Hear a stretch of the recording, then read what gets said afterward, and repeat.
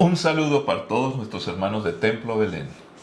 Estamos aquí precisamente para compartir la palabra del Señor y permitir que nos ayude Él a madurar en nuestra vida personal, con nuestras familias, como iglesia y con un propósito y sentido de vida de la mejor manera posible. Dios quiere bendecirnos a todos, Él es bueno para siempre su misericordia. Desafortunadamente a veces las personas que no leen la escritura o si acaso someramente la tocan, tienen algunas percepciones que son dadas más bien por la deformación que el enemigo quiere presentar y lo hace a través de ideas que simplemente reflejan el desconocimiento total o parcial de la escritura. Para cualquier persona, si es honesta intelectualmente, valdría la pena tomarse el tiempo de leer la página de las Sagradas Escrituras. Y por lo menos después de leerla organizada y seriamente, pues hacerse un juicio que siempre será subjetivo, pero por lo menos basado en una experiencia de lectura y de conocimiento. Y cuando permitimos que esa palabra toque nuestras vidas y le damos la oportunidad a Dios que se revele en nosotros, entonces cosas muy interesantes van a suceder. Por eso ocupamos este espacio, este tiempo, y los miércoles especialmente estamos buscando razones, motivos y formas para crecer en nuestras oraciones, pero basados en el conocimiento de la Escritura y poder entender algunas cosas que a veces no tratamos muy a menudo. En este caso venimos estudiando el Antiguo Testamento en algunos apartes, estamos en el libro de Génesis, y el libro de Génesis, el libro de los comienzos y de los principios, pues nos empieza a señalar y a mostrar muchas cosas que apuntan a dar respuesta a los problemas antropológicos, sociológicos, económicos, emocionales, espirituales. Sí, la palabra del Señor tiene respuestas bastante acertadas porque Dios nos creó y sabe cómo funcionamos. Y precisamente por esa razón, inclusive estudiando el libro de Génesis, también podemos llegar a orar con firmeza por un país que es pequeñito, que aparece en el Nuevo Testamento y que la explicación que hoy vamos a trabajar nos ayuda a entender qué es lo que está sucediendo en este lugar. Se llama la isla de Malta. Una isla que es muy famoso porque está en el libro de los Hechos, en la narración del apóstol Pablo cuando llegó allí a esta isla. Es un lugar donde antiguamente, bueno, todavía era un punto importante entre África y Europa. Entonces había, por supuesto, allí un puerto. En esa época era una ruta muy comercial del mar Mediterráneo, pero en esta época es una ruta de los emigrantes o inmigrantes. Emigrantes cuando salen de un lugar, inmigrantes cuando entran a otro. En este caso, saliendo de países como Libia o regiones como África y quieren llegar a regiones como Europa, Italia, España, bueno, cualquier lugar europeo va a ser como una especie de paraíso para todos los pueblos que tienen muchas dificultades económicas y bueno, de guerras y otro tipo de problemáticas. Oremos por Malta. Oremos para que Dios obre en este lugar, aunque hay una población cristiana de tradición, la Iglesia Católica, pero también hay muchas circunstancias y situaciones que se están dando con este secularismo, donde se requiere que la palabra de Dios llegue a este lugar y sobre todo que llegue a aquellos que son miles y miles de personas refugiadas que muchas veces las Naciones Unidas exige que, bueno, o por lo menos sugiere que vayan a Malta porque los países de Europa no la quieren reconocer. Es un trabajo, o un punto de trabajo donde muchos de nuestros obreros transculturales podrían llegar. Oremos porque también hay latinos que están inmigrando en Malta o emigrando en nuestros países latinoamericanos y muchos de ellos que son cristianos podrían hacer un trabajo excelente con lo que han recibido del Señor y poder acercarse no solamente a hablar del Señor a los malteses, sino también especialmente a aquellos que vienen de los países africanos. Padre Santo, oramos y pedimos, como hemos venido orando, Señor, no cesamos de orar por países como Siria y Turquía, que todavía están en este asunto del terremoto que hizo perder tantas vidas y familias, posesiones, sus casas, en fin, el problema que se ha desatado político, económico, por las acusaciones debido a las malas construcciones, y en fin, todo lo que se deriva de un desastre de esto, Señor. Hemos orado, hemos creído para que se pueda llegar a Siria especialmente, que es un país con más difícil acceso. Pero también en esa región, inclusive Turquía, Señor, no es tan lejano de esta región, en el mar Mediterráneo de Malta, Señor, te pedimos que obres, oh Dios. Estas islas han sido famosas en la Escritura y son famosas hoy. Podemos pensar en un Chipre, por ejemplo.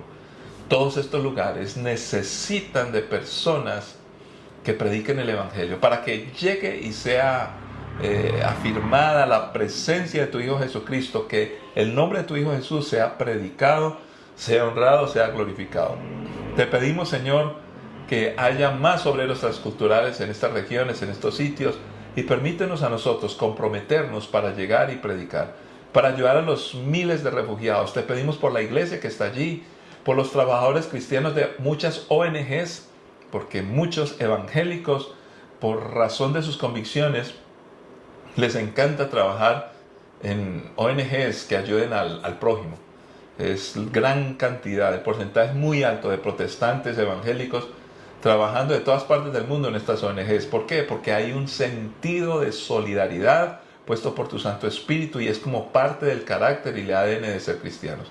Ayúdanos a nosotros los colombianos, Señor, a Templo Belén, Casa de Pan, Señor, que no estemos lejanos de ese ADN, Señor. Por favor, oh Dios, ayúdanos a afirmarlo, porque como cristianos, debido a lo que dice tu palabra, debemos de tener solidaridad y ocuparnos por ayudar a aquellos que están necesitados de la mejor manera. Y qué mejor que predicarles el Evangelio y llevarles alivio.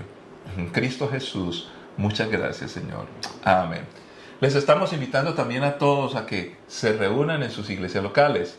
Asistan allá a los templos Belén, que están en las regiones donde hacemos presencia en el país. Así que procuren averiguar con sus pastores los horarios, y es muy importante habitar los hermanos juntos y en armonía. Estamos muy agradecidos porque por su labor podemos hacer obra misionera. Gracias por la ofrenda misionera, que a propósito, si usted no ha hecho la promesa, le invitamos. Y aquí le facilitamos el ejercicio para que pueda entregar su ofrenda, a sus diezmos o una donación, cuando quieran ayudar en todas las expresiones de bendición que la iglesia hace, cuando queremos ayudar al prójimo desde muchos ángulos. El primordial y principal, predicar el Evangelio.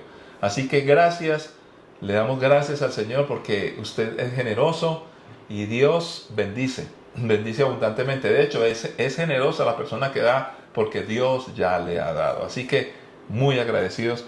Y vamos a ir a las Sagradas Escrituras, al libro de Génesis precisamente. Y yo les voy a invitar a todos que en algún momento después de escuchar esta enseñanza puedan leer toda la historia, porque el capítulo es el capítulo, sí creo yo, más largo del libro de Génesis. Capítulo 24 de Génesis. Y nos cuenta la historia romántica. Algunos dirán que es simplemente la historia de cómo se conoció una pareja.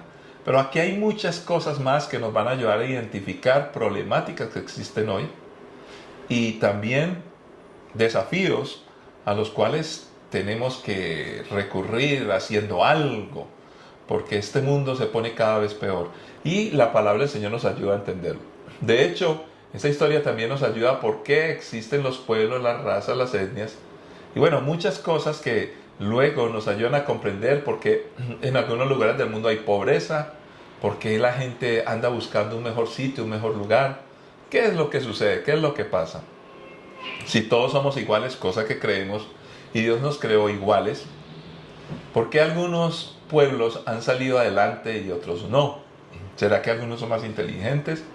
¿Será que solamente le damos la explicación a que hay unos explotadores y otros no? Porque por lo menos en los países pobres que yo he visitado, he encontrado que también hay explotación.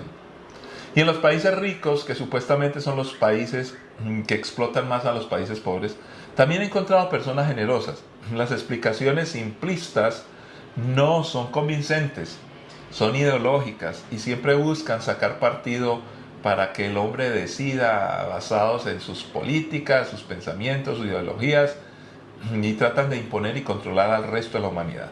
Pero la palabra del Señor trata de transformar el corazón del hombre. Así que vamos a leer capítulo 24 de Génesis y vamos a leer apenas unos apartes. Versículo 1. Abraham ya era un hombre muy anciano y el Señor lo había bendecido en todo. Cierto día Abraham le dijo a su siervo más antiguo, el hombre que estaba a cargo de su casa: haz un juramento poniendo tu mano debajo de mi muslo. Jura por el Señor Dios del cielo y de la tierra que no dejarás que mi hijo se case con una de esas mujeres cananeas. Y vamos a saltarnos al versículo 7. Pues el Señor Dios del cielo, quien me sacó de la casa de mi padre y mi tierra natal, prometió solemnemente dar esa tierra a mis descendientes.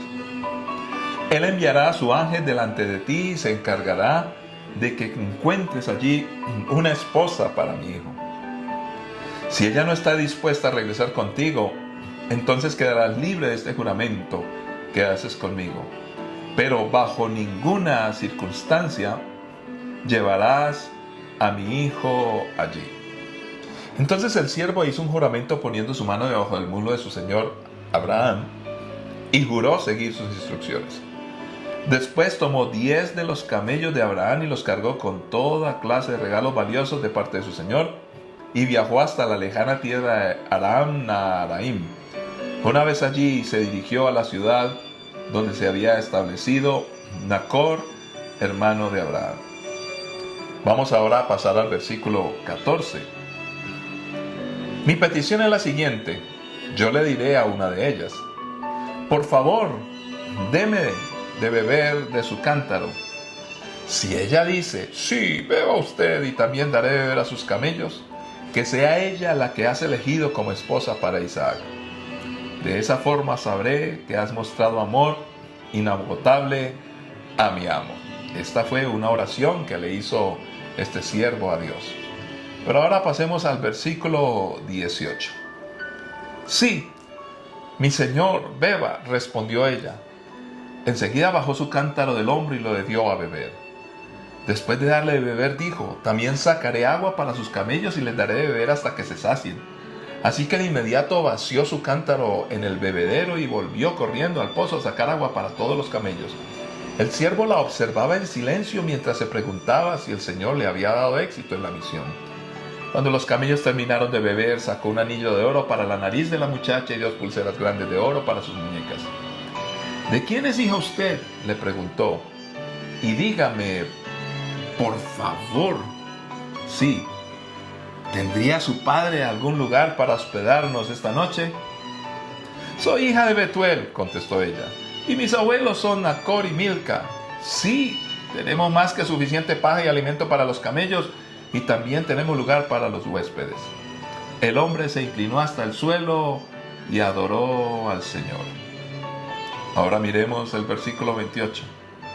La joven corrió a su casa para contarle a su familia todo lo que había ocurrido. Rebeca tenía un hermano llamado Labán, el cual salió corriendo al manantial para encontrarse con el hombre. Había visto el anillo en la nariz de su hermana y las pulseras en sus muñecas, y había oído a Rebeca contar lo que el hombre le había dicho. Así que corrió hasta llegar al manantial, donde el hombre aún estaba parado al lado de sus camellos. Entonces Labán le dijo: ven y quédate con nosotros, hombre bendecido por el Señor. ¿Por qué estás aquí fuera de la ciudad cuando yo tengo un cuarto preparado para ti y un lugar para los camellos? Ahora vamos a concluir este capítulo que es largo, pero bien interesante. Vamos a saltarnos a leer al versículo 54.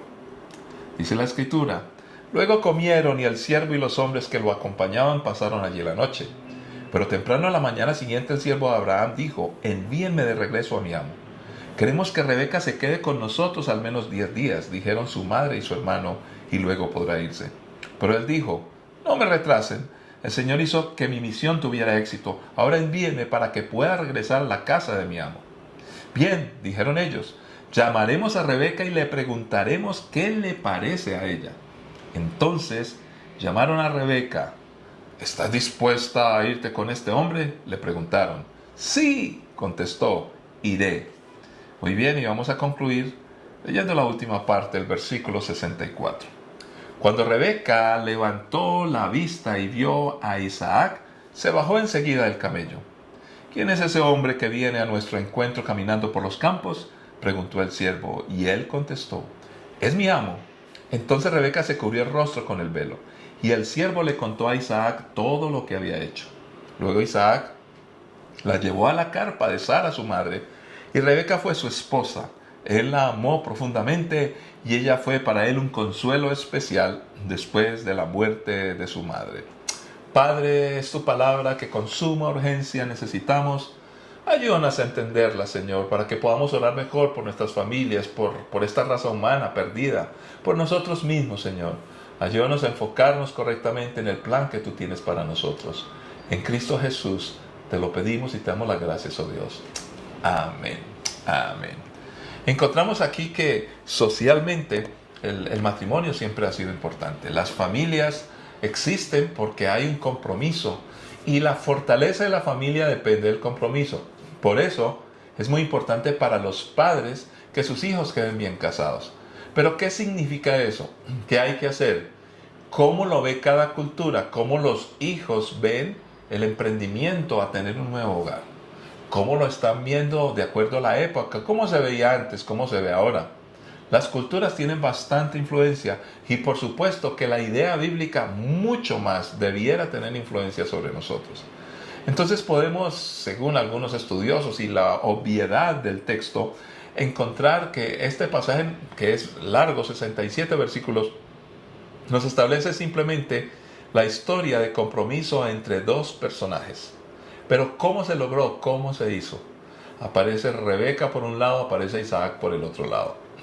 Pero pareciera que ellos fueron los que menos incidieron, entre comillas, para que esta relación se diera. Muy al contrario de lo que pasa en nuestros días.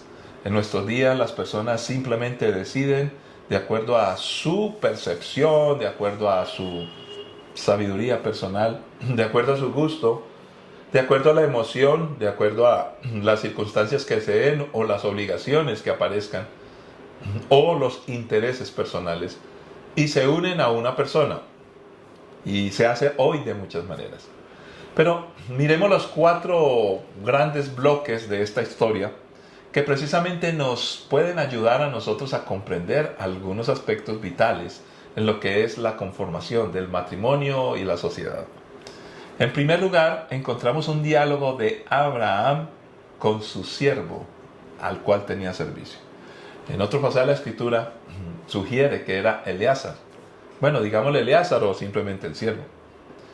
Este hombre ya era muy acostumbrado en esta época que los patriarcas tuvieran personas de mucha confianza, mayordomos que realmente eran mucho más que simplemente un mandadero o alguien que obedecía.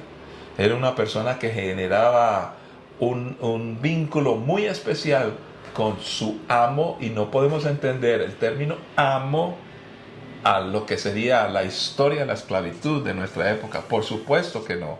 Estamos hablando aquí de una relación bastante interesante y un compromiso de pacto. El hombre de confianza, la persona de confianza en la cual se depositaban los intereses y las cosas más importantes de la vida. Podríamos decirlo más bien en nuestra época, que el dueño de la empresa tiene un CEO o un CEO. ¿Para qué? Hermano, cuídeme la empresa. Entonces no estamos hablando de ningún tipo de esclavitud, aunque ya en esa época existía. Ahora, la confianza, el servicio y el cumplimiento se dan como asunto vital.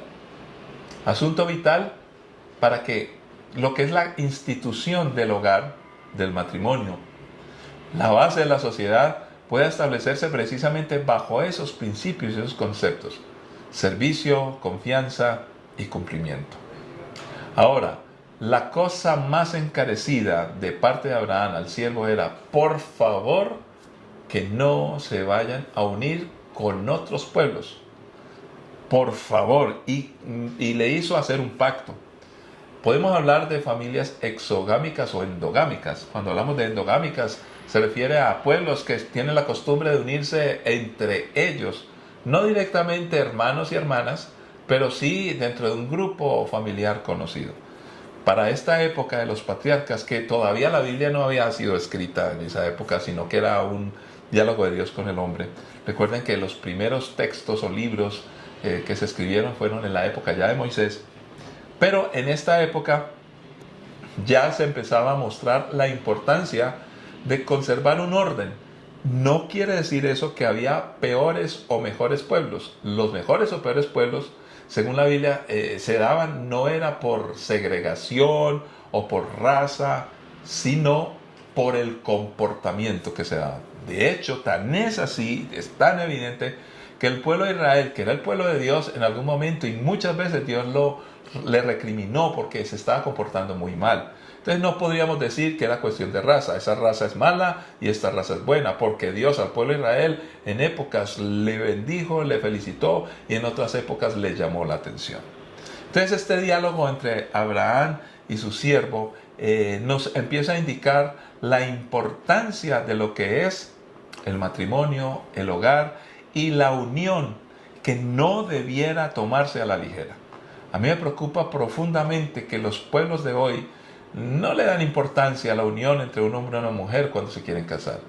Le dan mucho más importancia al dinero.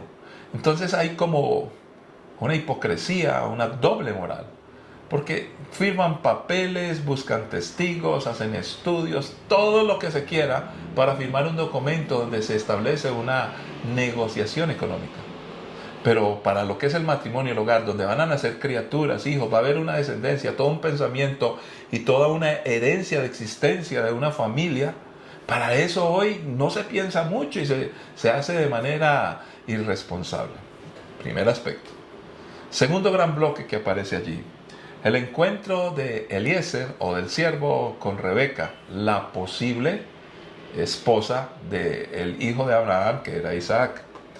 Y es bien importante notar lo que la Escritura nos enseña, que esta mujer, aunque era bella y hermosa, fue observada. Y cuando digo observada, no fue observada con malos ojos, sino que más bien fue valorada de la manera correcta. Y aquí empezamos a destruir un montón de prejuicios que hoy hay hacia la Biblia, hacia el cristianismo, de personas que dicen de la sociedad patriarcal, del machismo, como si fueran herencia bíblica. Cuando yo escucho esas aseveraciones, pues, y lo digo con mucho respeto, pero estoy notando total ignorancia de la Escritura. Las personas que dicen esto no han leído la Biblia. De hecho, esta historia es evidencia que es al contrario. Porque, en primer lugar, Eliezer está muy contento porque reconoce a esta mujer en su bondad, su afabilidad, su altruismo, su esfuerzo, su servicio, además que era bella. Y cuando dice su servicio, no era solo que le servía a ella, lo que ella estaba haciendo era un trabajo. La encontró trabajando y no la encontró trabajando en la casa como muchos asumen que enseña esta sociedad patriarcal derivada del judeo-cristianismo. Eso no es verdad. La Biblia me enseña al contrario, que las mujeres estaban dispuestas a hacer muchas cosas. Su capacidad era tremenda. Y me llama la atención porque precisamente observando un documental acerca de cómo vive una mujer judía ortodoxa, tradicionalista, su concepto del servicio que tienen. Me puse a escucharle y con honestidad creo que aquí el peso de la cultura y el peso del pensamiento del siglo XXI, esta posmodernidad, pues nos está afectando un poco los sentidos. Porque encuentro que hay unas contradicciones en esta sociedad y precisamente aquí que se toca el tema de la mujer. ¿Por qué? Pongamos de ejemplo. Hoy la posmodernidad y las ideologías políticas hablan mucho del problema de hambre de la humanidad. Y dan soluciones y hay algunas propuestas como mermar la cantidad de gente en el mundo. Y no creo que esa sea una buena opción. Pero también hablan que la alimentación es más importante que cualquier cosa, que es justo y que es de las cosas básicas, con lo cual yo estoy de acuerdo, y la Biblia también, que la alimentación es vital a la raza humana.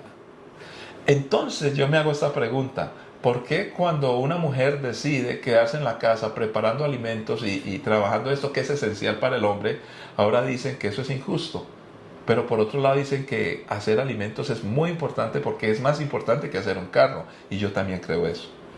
Algunos dirán, pastor, entonces usted pretende que la mujer se quede haciendo alimentos en la casa. No, yo solamente estoy diciendo que si fuéramos honestos intelectualmente, deberíamos de darle más valor a aquellos que cocinan y hacen alimentos y que siembran la tierra, porque eso nos permite alimentarnos. El petróleo no, ni los carros tampoco. Entonces, el trabajo que hace una ama de casa, supuestamente que eso es machista y que le resta importancia a la mujer, creo que al contrario le está dando más importancia. Por supuesto que la alimentación la puede hacer también el hombre. Yo soy uno de los que veo que hay hombres que saben cocinar muy bien, y si un hombre decide la opción con su esposa quedarse en la casa cuidando a los niños y haciendo cosas mientras la mujer trabaja, yo no le veo ningún problema. No, para nada merma la masculinidad, porque esos términos de hoy, masculinidad y feminidad, según lo que interpretan hoy y hablan sobre todo de las épocas antiguas, distan mucho de lo que realmente la Biblia enseña. La Biblia simplemente habla de un hombre y de una mujer que se aman y que tienen que sacar adelante una familia para generar una descendencia y para tener un pueblo futuro que sea fuerte y que se autosostenga y que pueda caminar por la vida de la mejor forma o manera. Entonces, aquí se empiezan a derribar muchos mitos. El hombre y la mujer son vitales y son importantes, y aquí encontramos una mujer con muchas capacidades. Aparecen los camellos, muy interesante, que un camello puede cargar 450 kilos aproximadamente, pero cuando están caminando y trabajando les ponen aproximadamente 150 kilos, que de todas maneras es mucho. Y hay mitos: los camellos no tienen agua en la joroba, lo que tienen es grasa. Y el secreto de poder estar en el desierto es que normalmente los seres humanos empezamos a transpirar o a sudar cuando la temperatura empieza a ser más alta que lo normal en el cuerpo. El cuerpo humano, 36.5, 37 grados, ahí hay una discusión. Cuando se sobrepasa esa temperatura, empezamos a sudar, ya sea por el ejercicio o por el exterior. Un camello, en su temperatura corporal, que es muy fría, mantiene mucho frío, porque es el termostato que pasa en el hombre y también sucede en los animales. El camello puede resistir 6 grados por encima de su temperatura, y todavía apenas a los 6 grados no ha empezado a transpirar. Cuando pasa a los 6 grados, la temperatura afuera superior a la que él tiene, empieza a transpirar. Este segundo encuentro, o esta segunda parte, este segundo bloque, nos empieza a mostrar que la mujer tiene unos valores increíbles, pero no son los valores que nos ha impuesto la sociedad de consumo. Así que no podemos hablar de la Biblia como un libro que trata de menoscabar o destruir la mujer. Al contrario, si nos fijáramos en la Biblia, encontraríamos una mujer con todas las capacidades y valores muy importantes, que para nada la hacen estar abajo del hombre, inferior al hombre, con todas las capacidades y con todo lo que puede hacer. Como les decía yo, esta judía que explicaba su manera de ver la vida, una judía preparada, dice: yo trabajo y cuido a mis niños, pero yo también voy a trabajar. Porque unos piensan que esos conservadores no trabajan y que solamente la mujer tiene que hacer esto. Eso de ubicar a la mujer en roles X o Y no es tal. Aquí lo más importante es el carácter de la mujer. Y así como el del hombre, el carácter tuyo y mío pueden ser buenos o malos. No es la forma de ser, tenemos distintas formas de ser. Pero el carácter tiene que ver con eso que está impreso en nosotros. ¿Qué pretendemos y cómo queremos vivir la vida con nuestras capacidades? Tercer gran bloque que aparece allí. Hay unos sucesos que se desarrollan ya en la casa de Rebeca. Y allí pasan cosas muy interesantes. Primero encontramos una familia, y donde Dios empieza a responderle al siervo y a Abraham, precisamente porque eran familia. Cuando el siervo se da cuenta: esta mujer es también de la raza nuestra, de mi familia. Ahora, era más bien de la familia. No podemos empezar a hablar en este momento de razas, porque esa no era la idea. Además, que había menos población en la tierra. Pero básicamente lo que quería Abraham era: primero, no quiero que se vayan a devolver mi hijo a la tierra de donde salí, porque Dios nos dio una tierra prometida en el futuro. Y hay un concepto claro: por eso yo conozco la familia de donde vengo y yo quiero que sea de ellos, porque tienen X o Y mentalidad, para que estén juntos. Preservación de una buena familia. Y cuando digo una buena familia, no nos referimos en términos económicos, no nos referimos en términos de poder, nos referimos en términos de valores, de solidaridad, de expresión, de ayuda. Es muy importante entender esto. Y se empiezan a derribar otros mitos. Aunque con sabiduría, Abraham estaba buscando para su hijo. Y esta familia estaba buscando también que su hija, que era virgen, que todavía no estaba casada, se casara con alguien que fuera el mejor. Aparentemente, y esto es muy cultural, los padres son los que tienen la mayor capacidad de decidir qué le conviene a sus hijos. Debido a la experiencia y la época ya vivida por los padres, pues yo creo que sí saben mucho más de lo que es el matrimonio que dos jóvenes que apenas están empezando a vivir.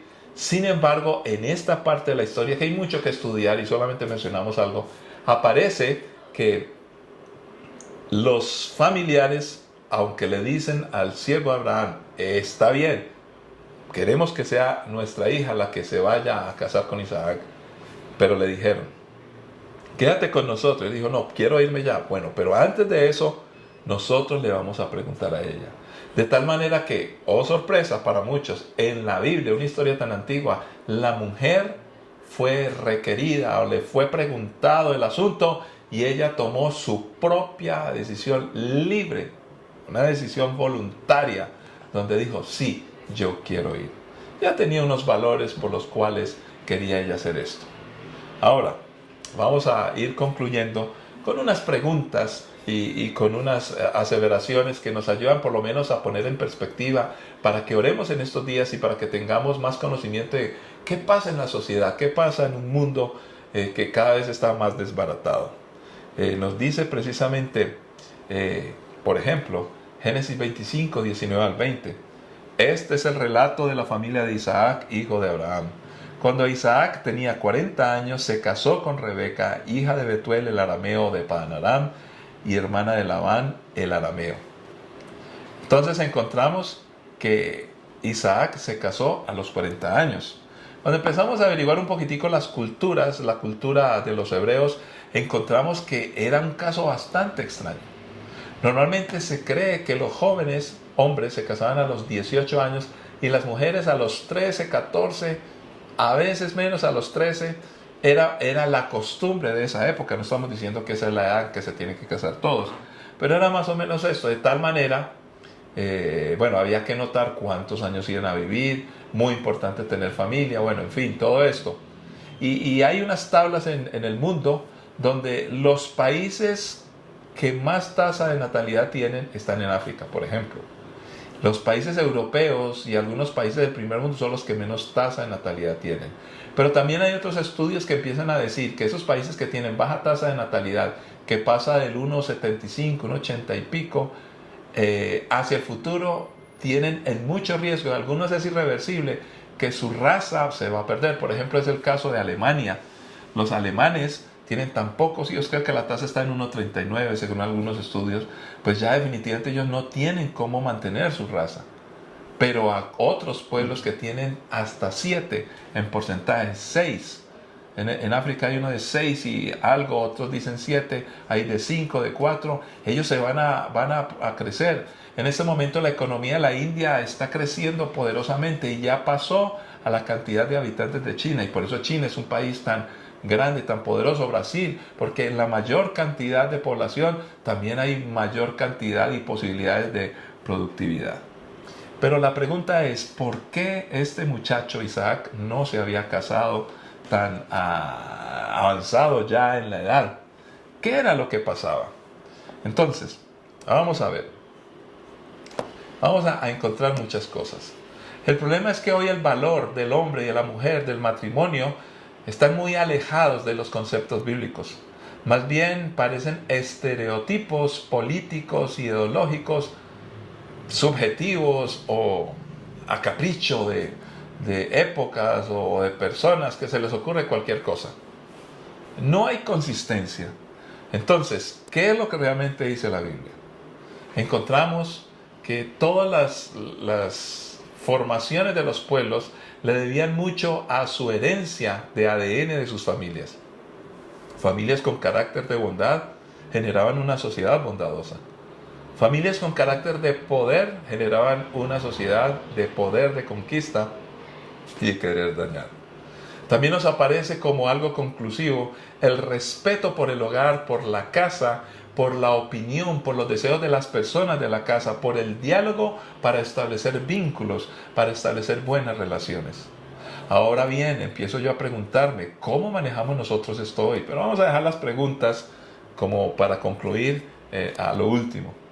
También encontramos la necesidad de buscar que los contrayentes, cuando las personas se unan a formar un hogar, tengan la suficiente madurez. Y esto desafortunadamente no va por la edad, no necesariamente por tener muchos años se es maduro. Para tener madurez se necesita que haya como una especie de clima, de ambiente, y el mejor ambiente o clima que nos pueda generar a nosotros esa madurez está en la casa. Que surge la gran pregunta, ¿están las personas hoy listas para casarse? ¿Cuál es la edad para casarse? Hay personas que son egoístas, o a veces nosotros como seres humanos pensamos en nuestros propios sueños e ignoramos los demás. Entonces, cuando no entendamos que mi sueño solo es la mitad, mis deseos son solamente la mitad, y si yo no entiendo eso, todavía no estoy en edad de casarme. Como dijo alguien, hay personas de 80 años y todavía no son capaces de respetar que sus ideas, pensamientos y sueños deben ser compartidos con otros que son tan importantes y tan iguales como los de él o ella. Entonces, si no entendemos eso, te vas a meter en problemas si emprendes una relación. Pero esto nos deja unos desafíos para que concluyamos en el día de hoy y oremos mucho. ¿Qué pasará entonces con el concepto moderno de no casarse?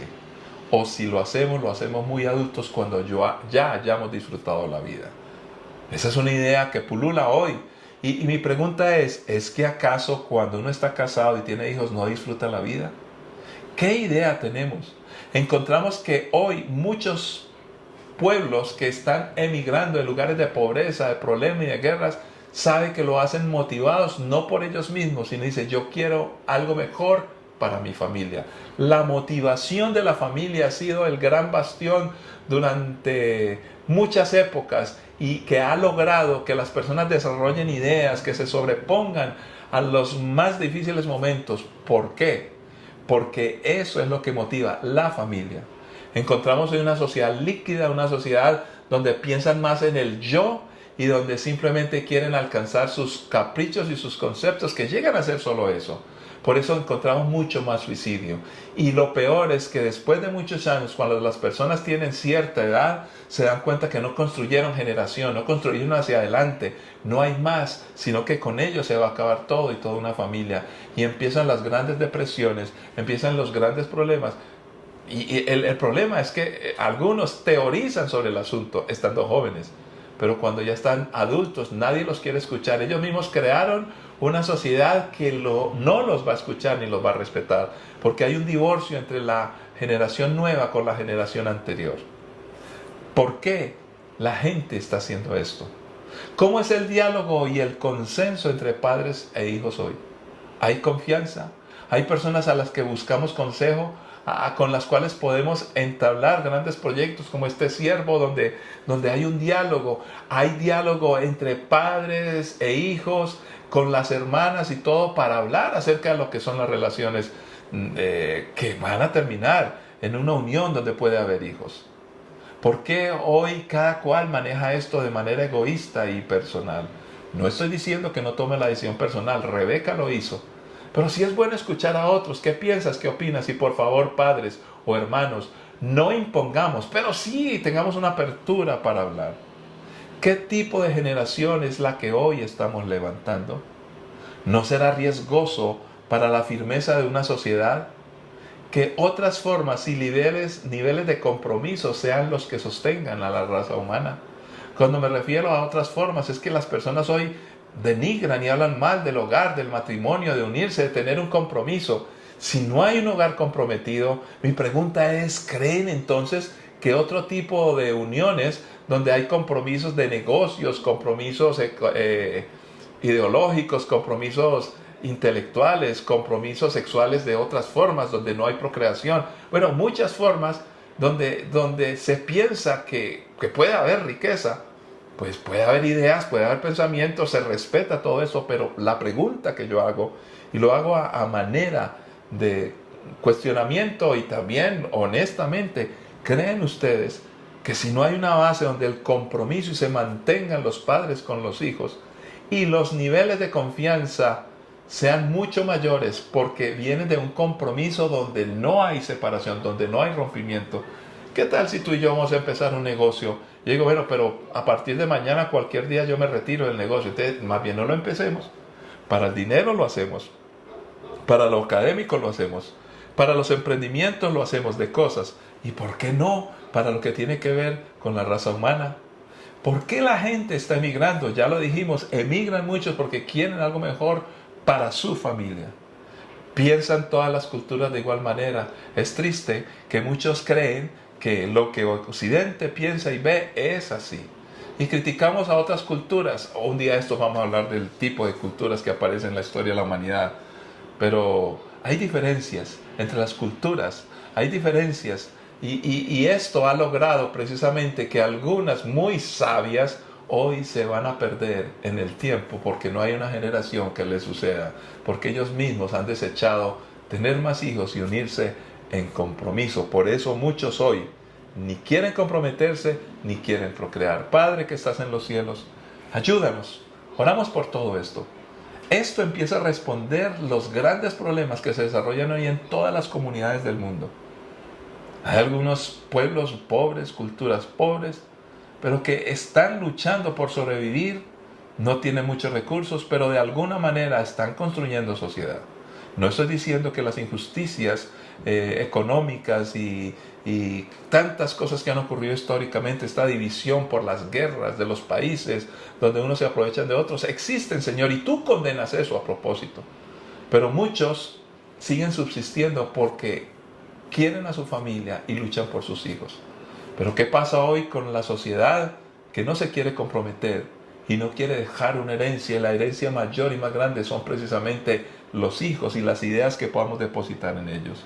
Señor, te pedimos que te glorifiques y que nos ayudes a ser serios con una vida responsable, que nuestros hijos, los que educamos y que la sociedad de hoy empiece por lo menos a hacerse estas preguntas y ser muy serios, por lo menos intelectualmente, donde puedan analizar, pensar y tomar unas decisiones o tener otras alternativas. Clamamos y oramos y creemos, porque es importante que nosotros cuestionemos aquellas cosas que están mal. Es la voz profética de la iglesia. Y si alguien quiere pensar otra cosa, que lo proponga con argumentos. Pero la historia es clara. Lo que dice tu palabra y la historia nos está mostrando el desastre que el hombre está haciendo porque ignora el compromiso, ignora el futuro. Hablan hoy de los niños como algo muy importante, pero no quieren tenerlos. ¿Qué está pasando? Padre, ten misericordia en Cristo Jesús. Amén. Que la paz y la gracia de nuestro Señor Jesucristo les acompañe. Dios les bendiga y muchas gracias por su compromiso con la obra misionera, con la iglesia. Seguimos adelante y les esperamos también presencialmente. Bendiciones para todos.